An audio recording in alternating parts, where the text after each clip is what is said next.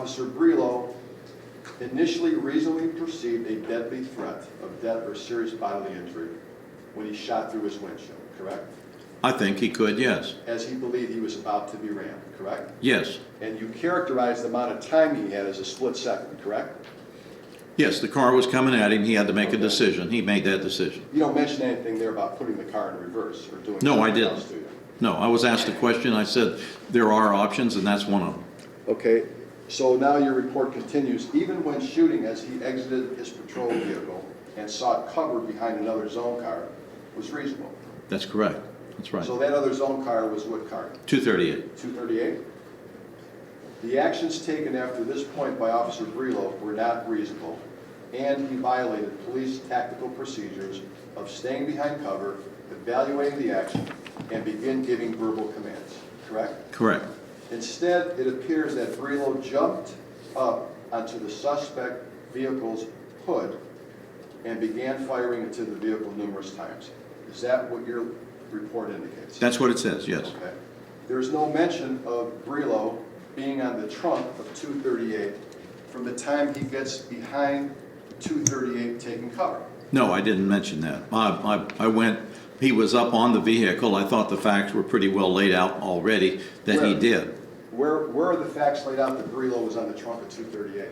Not in my report. I didn't put it in there because it indeed was part of the factual information that I had reviewed. I went straight to the fact that he then is on the hood of the car firing directly into the window. Because that's the use of force that you called into question, right? Yes. The deadly force used on the hood of the Malibu, right? Yes. And you were not questioning the deadly force used while in the trunk of 238. Getting up was not proper, but utilizing the deadly force as he did from the position of the hood was a excessive use of force. Where do you say that in your report? I said that that was not reasonable. Where do you say that when he was on the trunk of 238? I didn't. You didn't say that. No. But because you did, may I ask you something? Assuming there is some evidence that the defendant got up on the trunk of 238 and shot from there, either leaning over the light bar or not, if that did occur, your opinion is that even that was still reasonable under the circumstances? Unreasonable. Unreasonable. I said everything I mentioned in here, that everything after he was behind the vehicle, and I guess I broad brushed the subject and indicated that everything afterward was unreasonable. That's getting onto the trunk, getting onto the top of the car. I went specifically to the application of the force from the hood of the vehicle. But I said already, everything after being behind the vehicle was unreasonable. Okay. Pardon my interruption.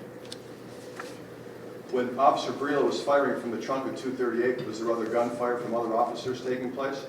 He said there was. I'm asking you, what's your opinion? You've read everything you say. You've looked at the videos. He said there. Were other officers shooting? Well, hold on.